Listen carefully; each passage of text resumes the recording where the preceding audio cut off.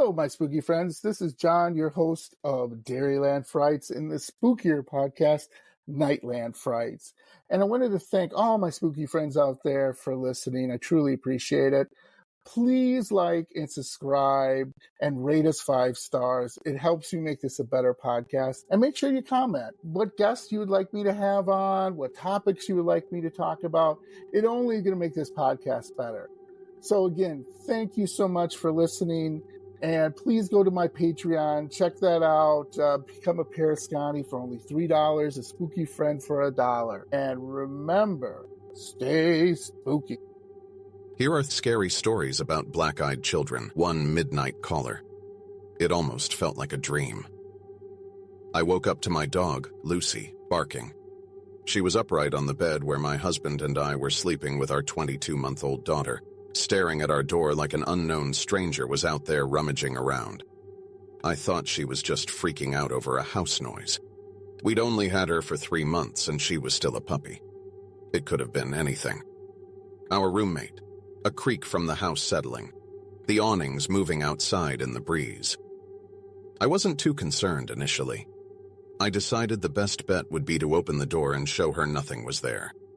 It sounds a bit silly, but it's what we do with our daughter when she gets scared, and I figured it should work with a puppy too. I opened the door and she raced to the front door. She stood there snarling at the door. It was an angry, violent growl, one I had never heard her make before. I looked groggily at her and opened the baby gate blocking the doorway, planning to open the door and show her everything was okay. The second my hand reached for the deadbolt, Lucy went wild. She started barking and jumped toward me, and when I touched the metal, she suddenly changed her temper.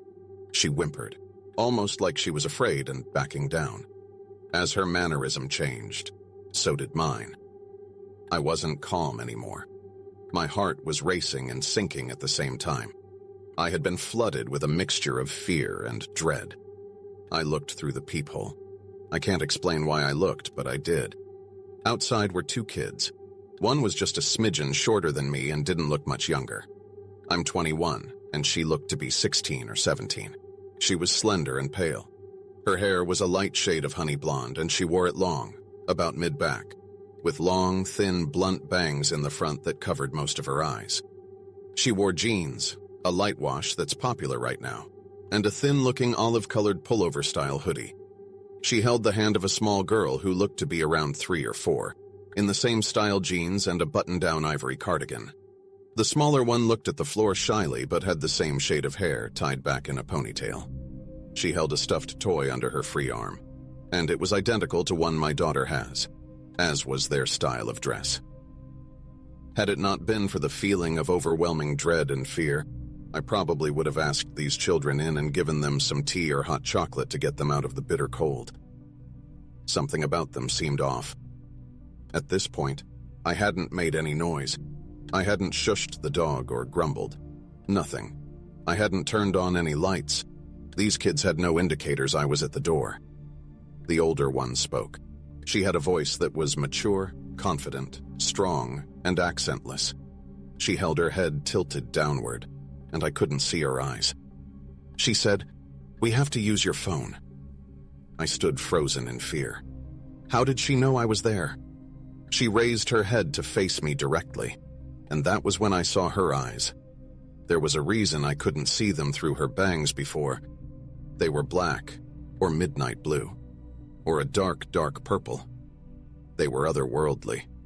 She said, "Our mother is worried." As someone who has always been interested in creepy stories, I knew what she was the second she looked at me through the door. I have never been one to believe in these things. As a staunch atheist and skeptic when it comes to the paranormal, I had written off many a ghost story from friends and family members eager to tell their tale. I didn't believe it. Still, I couldn't rationalize my way out of this. I was standing with nothing but a thin wooden door between me and a black-eyed kid. There was no questioning what was right in front of me. I did not answer her. Slowly and silently, I backed away from the door, Lucy still cowering at my ankles. She kept talking. "Just let us in to use your phone." I took another step back, and with that step, the tone changed. At first, she seemed polite. When I took that second step back, she became commanding, almost hostile. "We're not going to hurt you. If we wanted to do that, we would have broken in. I'll ask again. May we come in and use your phone?" Lucy snarled at the door, and I inched backward, though something inside me seemed to be slowly pulling me back toward the door. It wasn't a physical pulling so much as a subconscious need to go back and let them in. I got to my room, covered you. Brian Bethel met the black-eyed children while paying his cable bill. In 1990s in Abilene, Texas, after finishing a late shift at the local newspaper, he was sitting in his car outside a strip mall, writing a check. Suddenly, the hair on the back of his neck stood up. He noticed a group of teenagers standing close to his car. The teens asked for a ride to their mother's house to get money for tickets. They wanted to catch a late-night showing at the mall's movie theater. But something struck Bethel as odd. The movie they wanted to see had already started, 45 minutes ago, in fact, and the teenagers sounded much older than they appeared to be. Then, in the dim light of the parking lot, he saw that their eyes were completely black. He threw his car into reverse and sped away. When he glanced back, the children were gone.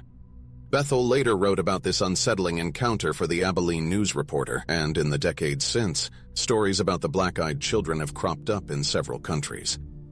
Some details change from one account to the next, but scholars and urban legend enthusiasts alike agree that the figures are an example of death personified as a child. These malevolent, otherworldly creatures exploit a widely held belief that children are inherently good. Defenses lowered, and their victims allowed them inside, inviting death and destruction upon themselves. At least, that's the idea.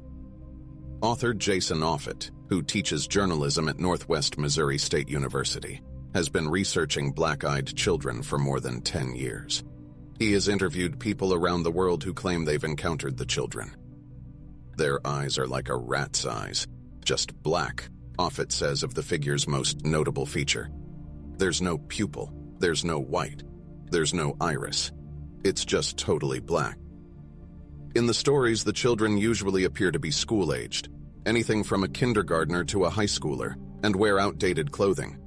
In one account, the children wore new clothing with the logo of a sports team that had folded 10 years earlier.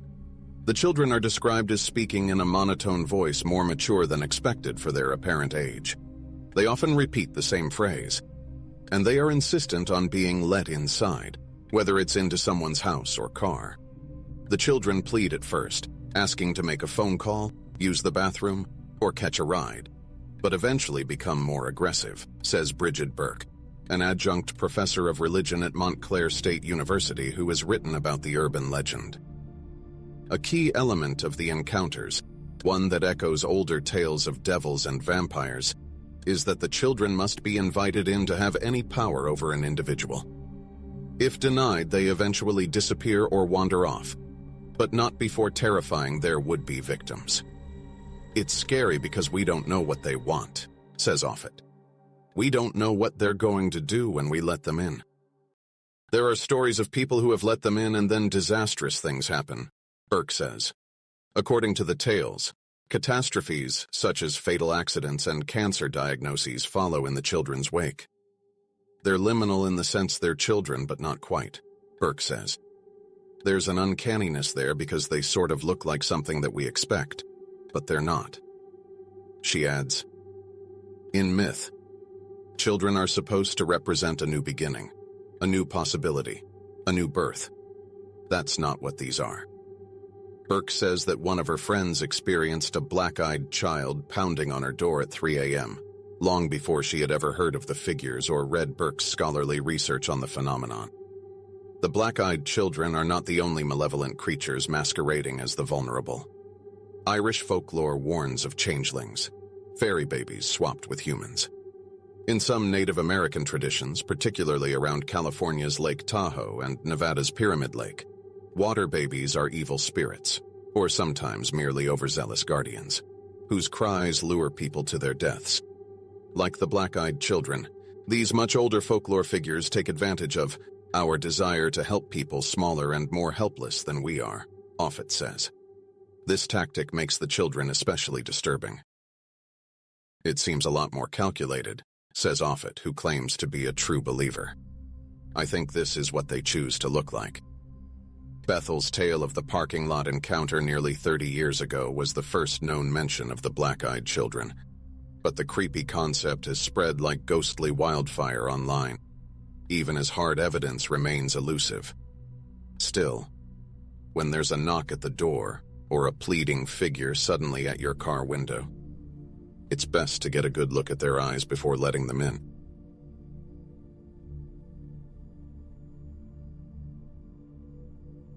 Ten facts about the black-eyed kids. Black-eyed kids will look like normal human children between the ages of 6 and 16, but with pale skin and completely black eyes. Additionally, people who have been near black-eyed kids report a feeling of unease that washed over them. While nothing about the children's appearance, aside from the eyes, genuinely frightened the people, they still reported feelings ranging from anxiety to terror at their presence. Some people have also reported seeing black-eyed kids that have talons for feet or other demonic attributes, but most sightings are of seemingly normal children. Black-eyed kids are also commonly described as wearing dated clothing or dressing in a manner that is not typical of a normal child of their age. Black-eyed children always ask for something. It is always something that involves being in close quarters with you. They will ask for a ride in your vehicle or to enter your home to use the phone. There are no reported stories of what happens when you let a black-eyed kid into your vehicle or home. All stories come from people whose eerie feelings made them flee from the children. The earliest sighting of a black-eyed kid was journalist Brian Bethel in 1996. The story has been added to internet creepypasta lore, but to this day Bethel insists the incident was real and happened the way he reported. In 2014, a British paper reported that sightings of black-eyed kids around the world are rising. Theories about the black-eyed kids are that they are vampires, aliens, or of demonic origin.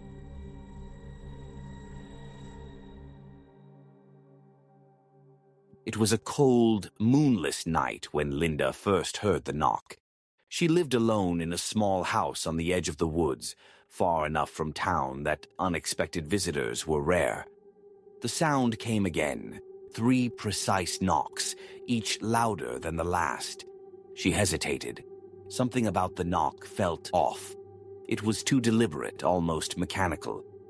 Grabbing her phone, she edged toward the door, her fingers hovering over the flashlight app. "Who's there?" she called out, her voice trembling. A child's voice replied, "We're lost. Can we come in?" Linda's stomach tightened. The voice sounded wrong, flat, emotionless, like someone trying to mimic a child. Peering through the peephole, she saw 2 figures standing on her porch. They were kids, maybe 10 or 11 years old. One wore a hooded sweatshirt, the other a plain jacket. "What are you doing out here so late?" she asked, not opening the door. "We need to use your phone," the boy said. "We're cold," added the girl. "Please let us in." Linda hesitated. Their voices were eerily calm, almost robotic. She squinted, trying to see their faces through the distorted lens of the peephole. That's when she noticed their eyes, or rather, the lack of them. Their sockets were filled with inky blackness, voids that seemed to swallow the faint porch light. Her breath caught. Every instinct screamed at her to turn away, to lock the door and hide. But the boy knocked again, louder this time. "Please, ma'am," he said, his voice rising slightly. "We need help. I'll call someone for you," stammered. "No," the girl said sharply. "You need to let us in. We can't come in unless you invite us." Linda's blood ran cold. The phrase sent a chill down her spine. She backed away from the door, her heart pounding. The knocking started again, more insistent now, accompanied by the same monotone pleas. "Let us in. We're cold. Let us in." She dialed 911, her trembling fingers barely managing to press the buttons. The operator answered, but Linda could hardly hear her over the pounding on the door. "They're at my door," Linda whispered frantically. "Two kids, black eyes, they won't leave." The operator paused. "Ma'am, stay on the line. Police are on their way. Whatever you do, do not let them in." Linda's stomach sank. The operator had said them. She wasn't surprised. The knocking stopped abruptly. Linda froze, her phone pressed to her ear, straining to hear any sound. Then came a soft scraping noise, like nails dragging across the window. Slowly, she turned toward the living room. The boy's face was pressed against the glass, his black eyes staring directly at her. The girl stood behind him, her head tilted at an unnatural angle, her lips curled into a smile that didn't reach her eyes. "Let us in," they said in unison, their voices distorted, echoing like they came from a deep, empty well. Linda screamed, dropping the phone. She grabbed a fireplace poker and swung wildly at the window, shattering the glass. The children didn't flinch. Instead, they smiled wider, revealing rows of sharp, gleaming teeth. The room plunged into darkness as the power cut out. Linda's flashlight flickered to life, but the beam only seemed to make the black-eyed children more menacing. Their voices filled the air, whispering in unison. "Let us in! Let us in!" The last thing Linda saw before the flashlight went out was the boy crawling through the shattered window, his movements unnaturally fast and jerky. When the police arrived hours later, they found the house empty, the front door wide open. The only trace of Linda was her phone, lying on the floor, its screen still glowing. No one ever saw her again. But on quiet, moonless nights, locals say you can still hear the faint sound of knocking, 3 precise knocks, echoing through the woods. I didn't even know what a black-eyed kid was at the time. I was always a night owl, into playing video games, surfing the net, and reading books well into the night. At that time, we were living in a 3-plex condo in the center unit. All of them were 2-story, a few miles outside of town, and sheltered in isolation just off the old highway, so it would have been really difficult for somebody to walk that far down to our development and know whose porch to approach. It was about 2 a.m., and it had been storming big time on the Oregon coast that night. The wind was whipping through the area, and we'd had sideways rain going on for days. I was sitting in my room with a little stained glass lamp on. That wasn't much brighter than a nightlight. I was also burning a candle. The house was perfectly quiet and appeared to be asleep, except for me. That's when I began to hear our front screen door creaking. It sounded like it was being slowly and carefully opened.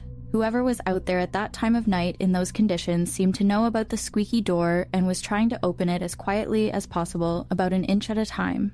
I kept listening for the sound, making sure it wasn't the wind. But I kept hearing a little hinge creak, and then another creak, until it was obvious that it was very deliberate. Whoever was out there doing this knew exactly what they were doing, and for whatever reason chose not to ring the illuminated doorbell right next to the front door. All of this was going through my mind in rapid, terrifying detail and freaking me out to the real threat that I was about to be confronted by a very bold intruder. I breezed around the corner of my room, which was on the bottom floor, closest to the front porch, and made my way toward the door. I didn't know what to expect, but I knew somebody was out there. My husband at the time was sleeping upstairs and probably passed out cold. He was a doctor who was always on call and kept long hours, so I hesitated to wake him or get the police involved until I knew for sure what to report. I stood silently in front of the door, armed with my phone and a baseball bat, waiting to see what, if anything, would happen next. Roughly 2 minutes later, I saw the front doorknob being turned slowly, like someone was trying to manipulate the door open. It was locked, but since whoever was out there had taken the time to quietly get that far, I felt pretty confident that they were about to take it much further. The old front door we had at the time didn't have a peephole. It just had this little bit of glass over the top of it that only a 7-foot-tall person would be able to look through. My only alternative was to look through a side 3-long by 6's narrow window, just adjacent to the door. I kept the lights off and slowly tried to move the little curtain just enough to peek out onto the front porch. As soon as I did, I was shocked to see a figure cloaked in a hoodie staring straight back at me. I was overcome with a feeling of dread and panic. At that point, I flipped on all the lights inside the house and yelled through the door, "Who are you and what do you want?" There was no answer. I repeated myself and asked, "Are you injured or is there someone I can call for you?" By then, it was at least 2:30 in the morning. There was still no response. So I ran around quickly and made sure the windows and back doors were locked.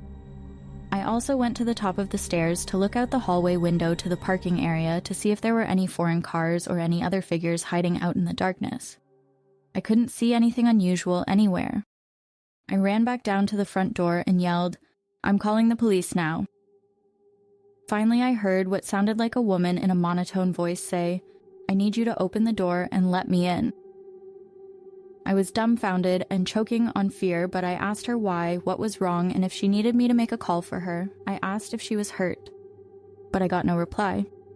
So I informed her that my husband was home and sleeping upstairs. I told her I would wake him up and started yelling for him. She interrupted my shouts with a cryptic, robotic reply, "I'm not hurt. I need to come inside. I have something to give you."